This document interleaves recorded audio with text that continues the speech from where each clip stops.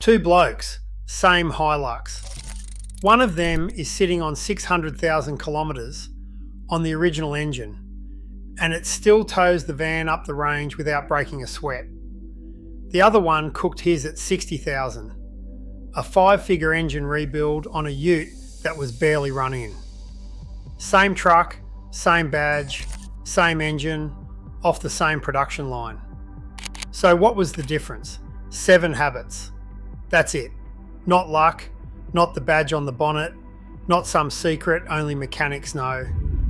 Just 7 simple things one bloke did religiously and the other never bothered with. And it's the difference between a ute that does 500,000 kilometres and one that's on the back of a tow truck before it's paid off. So today I'm giving you all 7.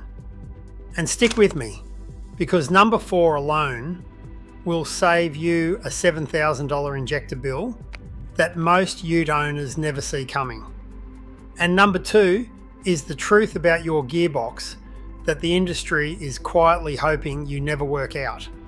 The one that's costing blokes a whole transmission. I'm Greg. No dealer pays me, no sponsor, no badge I'm loyal to. So this is all about making your ute last and keeping that cash in your pocket.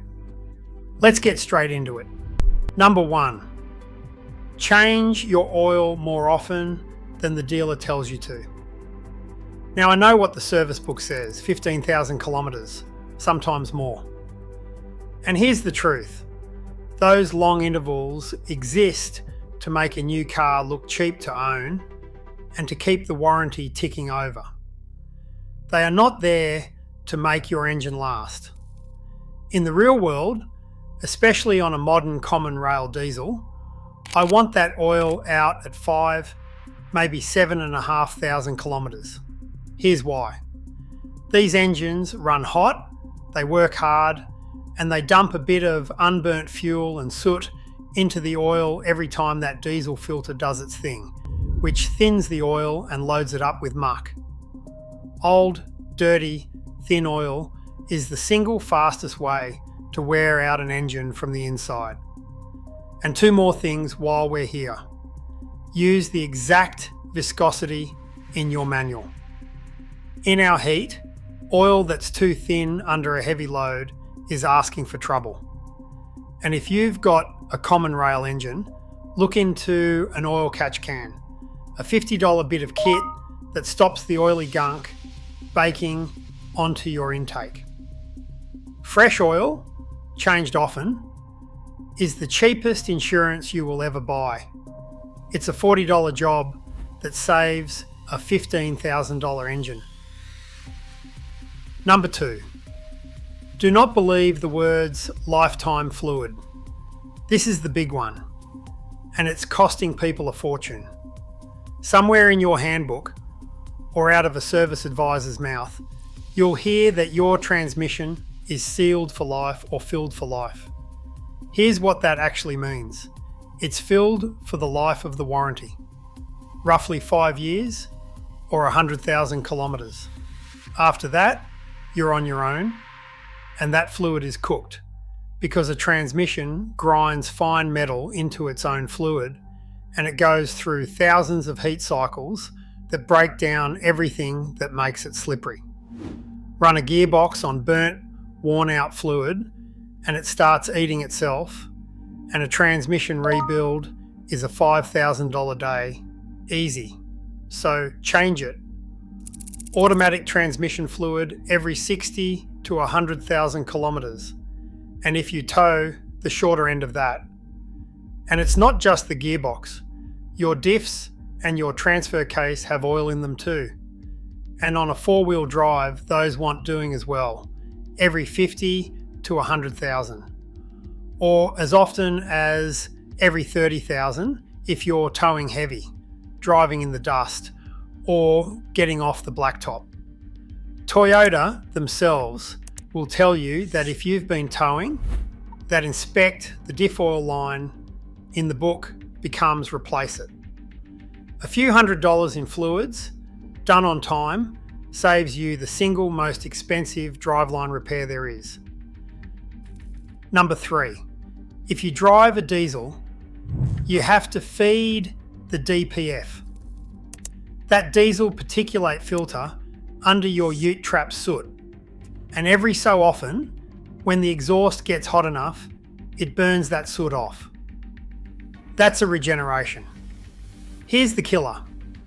If you only ever do short suburban trips, the exhaust never gets hot enough to finish a regen. The soot just piles up, the filter clogs, and you're looking at a $2,000 plus replacement. So the habit is simple. Give it a proper open road run regularly, 20 minutes or more at highway speed to get everything hot and let a full regen happen. And never switch the engine off in the middle of one. If you pull up and the cooling fans are still roaring, the idle is up, and the exhaust note has changed. Let it finish. Use the right low ash oil for a DPF engine and clean fuel. And whatever you do, do not let anyone talk you into deleting it to dodge the problem. In New South Wales, that's a fine of up to $22,000.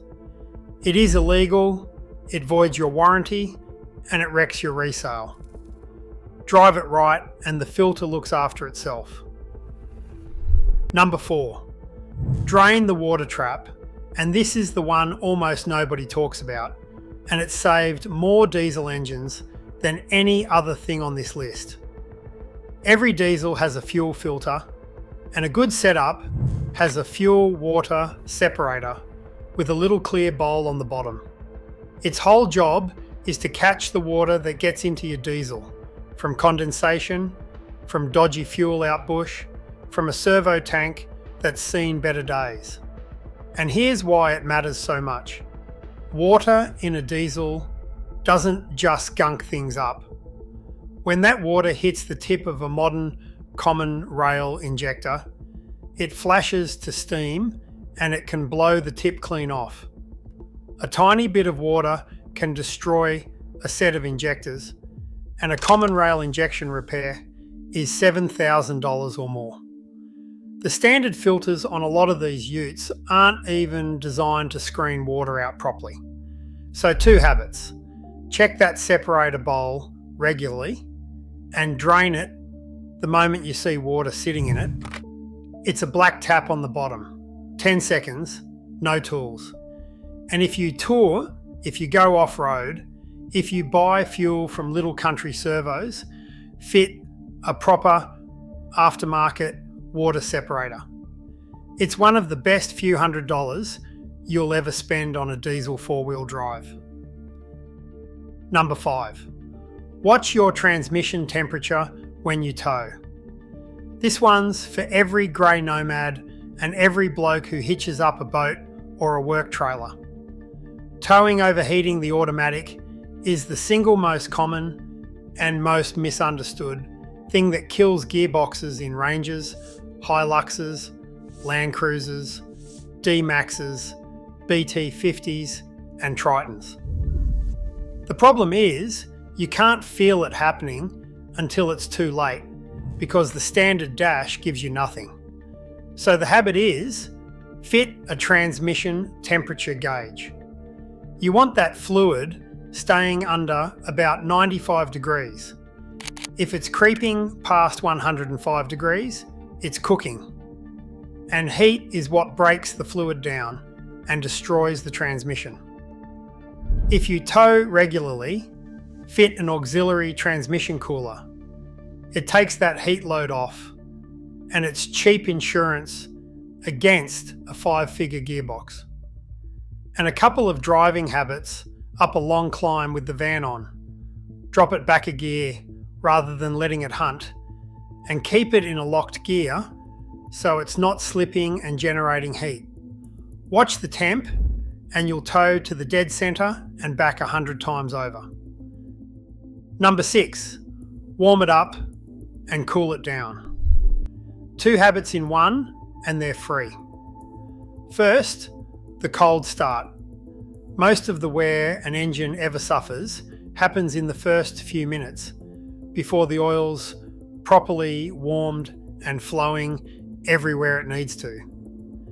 So don't rev it cold and don't flog it up the road until the temperature gauge has come off the bottom. 30 seconds of patience on a cold morning buys you years. And the other end of it, for the turbo diesel blokes, after a hard run, a big tow, a long hot climb, that turbo is spinning at 100,000 revolutions per minute and glowing hot. If you switch the engine straight off, the oil stops flowing and cooks in the bearing. So let it idle for 30 seconds to a minute to cool down before you shut it off. Warm it up gently, cool the turbo down. 2 free habits that save you a top end and a turbo. Number 7, wash the underneath and kill the rust before it starts. In this country, especially anywhere near the coast, on the beach or through the mud, rust will kill a good ute long before the engine ever gives up. And everybody washes the paint, nobody washes the bit that matters. So get under it, hose the underbody down after the beach or a muddy trip, especially all that salt. Keep the drain holes in the doors and sills clear so water isn't sitting in there rotting it from the inside.